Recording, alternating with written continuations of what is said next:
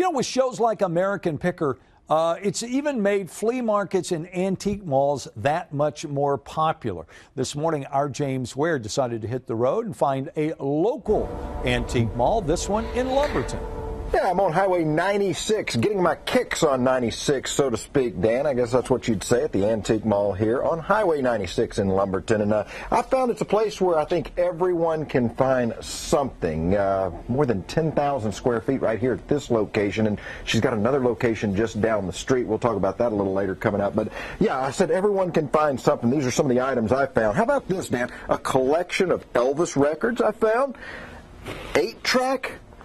I bet you've got an 8-track collection, Dan, somewhere in your home, but a George Jones 8-track. I think I need this for my kids, a gavel. And when they're acting up, I can just hit the gavel, and that means silence. Dad's talking right now. And, hey, even in Southeast Texas, if someone's looking for a sled, you can find it at the Antique Mall here in Lumberton. Here's one of my favorites, though. This is the one I think I'm going to take this home.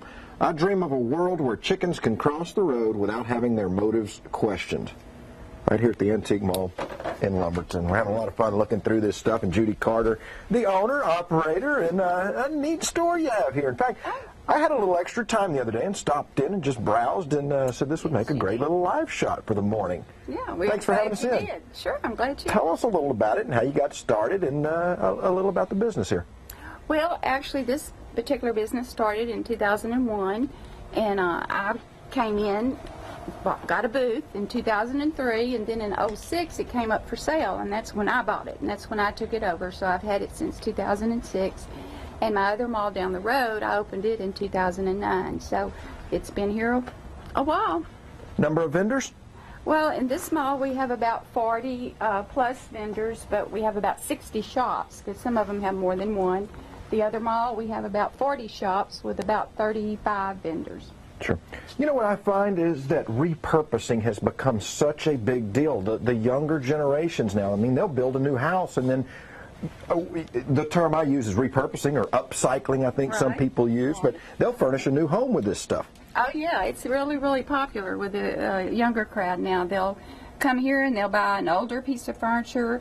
And in fact, my daughter bought one here and made in her extra bathroom, she cut a hole in a older, dresser and made her sink out of it. Put her sink in it. I've seen that. A lot of people come and get older items and make them, upcycle them, repurpose them for their new home.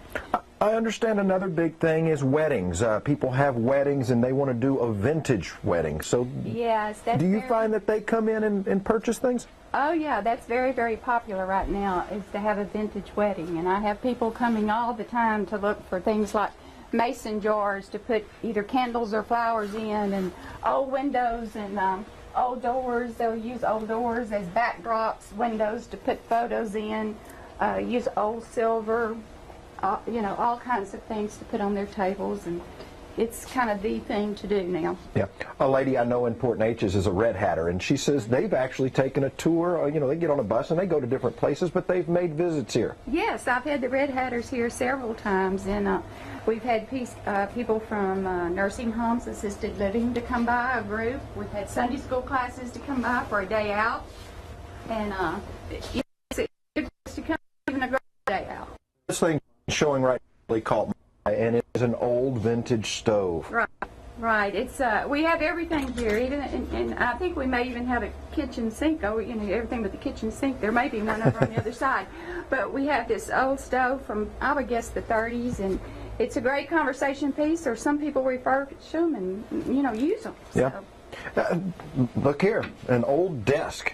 I mean, this is how they did it back in the old days. I mean, you open your desktop, stored your stuff under there. But, I was asking you, what are these? I thought, I bet Dan could tell us what those are. But I'm going to go with that they held the ink that the kids used for their pens. I think they used to always have ink wells, and that seems a little small. But, I mean, that's what they used to have. So I'm assuming that might have been an ink well and a place to put their pencils. And you have a lot of history just right on here. You see where everybody carved their initials and did all kinds of things back in the day when they were actually using it. Huh. Very good. Open 7 days a week as well, Monday through, 7 days a week, basically. 7 days a week. 10 to 6. 10 to 6. Every day. We're only closed 3 days a year. So pretty much any day you can come see us. Very good. Right here, Highway 96 in Lumberton, just as you come in. About 4 miles from Beaumont, as we know, Dan. All right, I knew there was going to be an age reference in there when I saw that desk, but it looks like a fun time. Check it out. 33 past the hour. James will be back with us in just a little bit. Coming up next, though, today's Medical Minute, all about exercising while you're sick. Should you or should you not? We'll tell you right after the break as the morning show continues on Fox 4.